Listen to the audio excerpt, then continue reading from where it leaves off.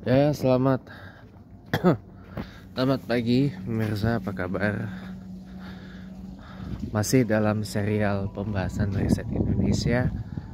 Ya, pagi ini Kamis 17 Oktober 2024 kita akan nerusin apa yang semalam ya, yaitu tentang masalah kemiskinan struktural dan pengangguran yang harus diakhiri gitu loh.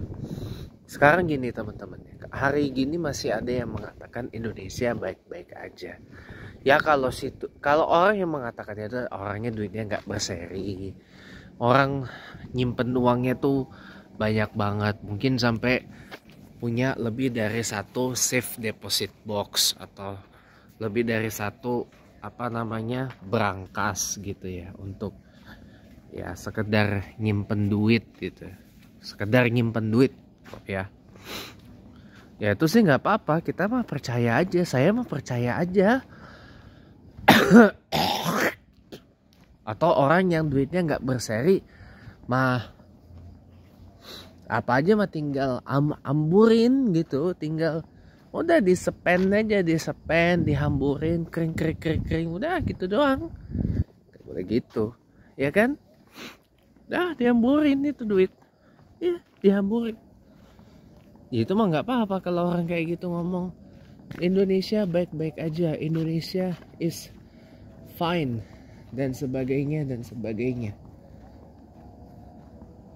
Nah itu mah saya percaya kalau orangnya kayak gitu. Lah ini orang modelan, ya mohon maaf gitu ya, uang aja seadanya gitu loh, pas-pasan.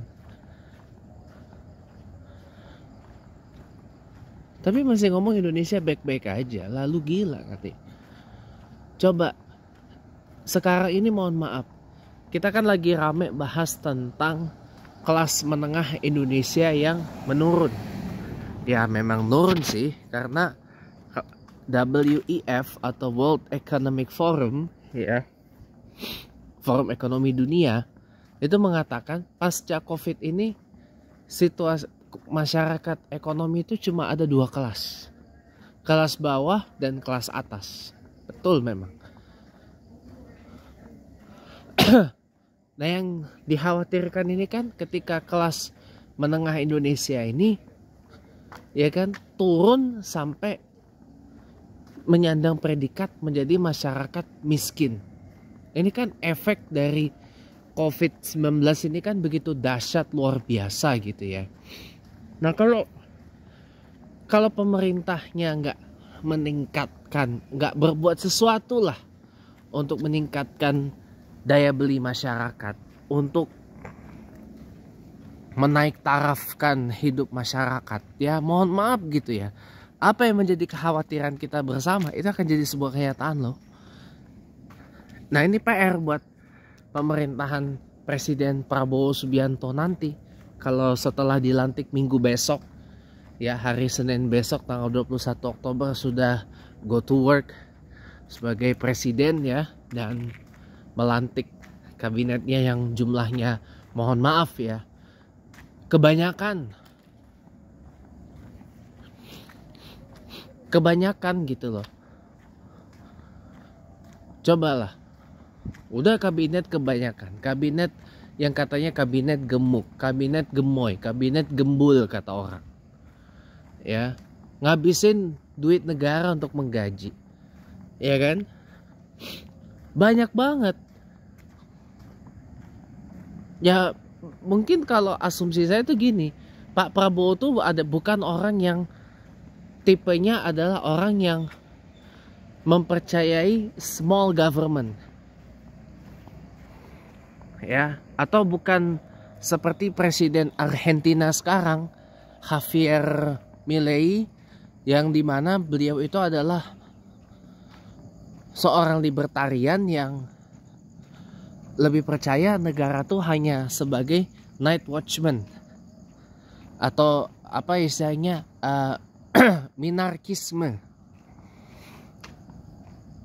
Negara ini yang kayak Kalau zaman kita dulu tuh siskamling gitu. Iya.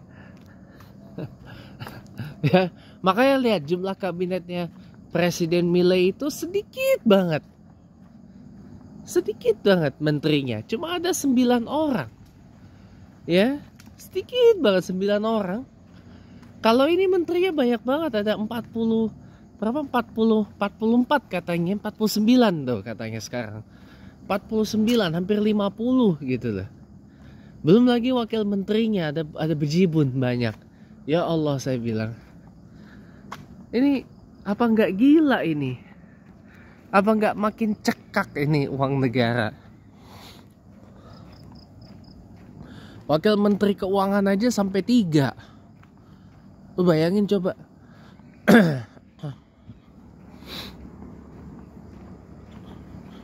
Terus apa? Menteri-menteri udah bagus pada digabungin, dipisah lagi. Iya kan? Iya. Kalau saya, ya mungkin Pak Prabowo itu adalah orang yang lebih percaya big government, pemerintah besar gitu loh. Ya mungkin karena badan dia besar gitu ya. Badan dia besar, rumahnya di Hambalang besar, rumahnya di Kertanegara 4 jaksel besar gitu ya.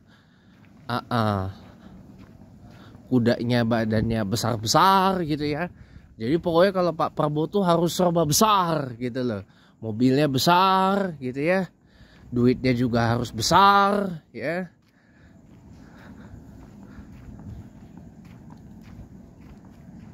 Jadi apa-apa tuh harus besar karena badannya Pak Prabowo besar gitu ya. Ya mudah-mudahan badannya besar, otaknya juga besar, jiwanya pun juga besar ya. Amin. Ya itu walaupun satire, tapi saya tetap doakan positif aja, semoga otaknya juga besar, pikirannya besar, jiwanya pun juga besar gitu ya. Amin. Jadi apa-apa harus besar gitu ya. Kabinet pun besar. Saya bilang kenapa nggak bikin kabinet 100 menteri aja kalau kayak gitu. Iyalah. Lebih baik begini. Kalau saya satu hari jadi presiden ya, saya itu lebih memilih small government. Pemerintah tuh kecil aja. Jumlah menteri gak usah banyak-banyak. Yang penting kerjanya efektif. Kalau ada menteri yang bisa digabung, gabung. Kalau ada kementerian yang bisa dibubarin, bubarin. Kalau ada badan yang bisa dibubarin, bubarin. Gitu loh.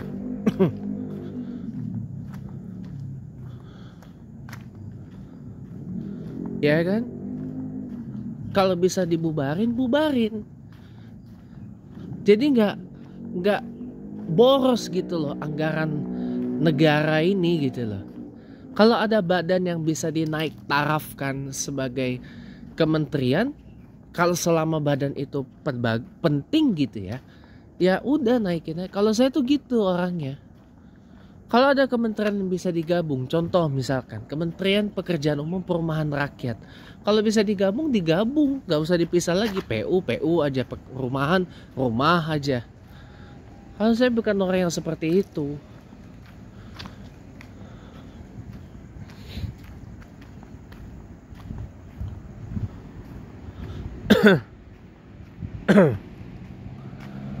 Bukan orang seperti itu.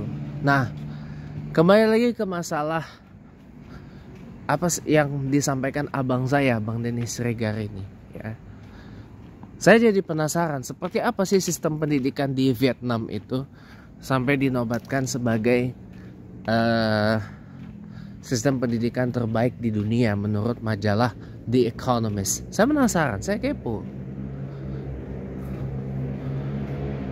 Ya. Percaya sama saya, pengangguran itu bisa diatasi kalau pertama, lapangan kerja diperbanyak. Cara memperbanyak lapangan kerja itu bagaimana? Dengan investasi sebanyak-banyaknya. Baik itu, terutama penanaman modalnya dimudahin. Baik itu penanaman modal domestik, penanaman modal asing, PMD, PMA, itu harus dimudahin. Kemudian ease of doing business, kemudahan berbisnisnya harus diperbaiki.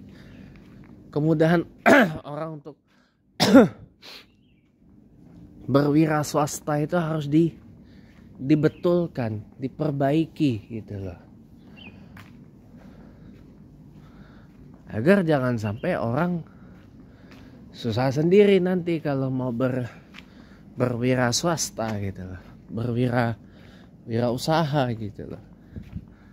Kemudian yang berikutnya ya, perbanyak jumlah wira usaha. Wira usaha itu harus diperbanyak. Jangan negara ini hanya menghasilkan pekerja migran aja, hanya menghasilkan karyawan aja. Harus banyak wirausaha yang dilahirkan dari rahim Ibu Pertiwi Indonesia ini. Dan yang terakhir apa? Perbanyak pusat pelatihan. Kalau bisa yang balai pelatihan itu jangan dibatasi usia juga. Hilangkan itu diskriminasi usia, balai pelatihan kerja, penerimaan orang mau kerja. Jangan dilihat dari usia, jangan dilihat pengalaman kerja. Jangan dilihat dari tetek bengeknya ini dan itu. Tapi dilihat, diukur orang mampu nggak nih kerja sesuai dengan job desk-nya, sesuai dengan apa yang di ininya. Jangan istilahnya, mohon maaf, fake it before you make it, tapi ternyata fake beneran. Jangan begitu. Makanya lebih baik disaring mana orang yang benar-benar mau kerja, punya semangat kerja, punya dedikasi, punya komitmen yang kuat buat kerja. Gitu. Nanti ada lanjutannya kok. Selamat pagi, selamat aktivitas ya teman-teman.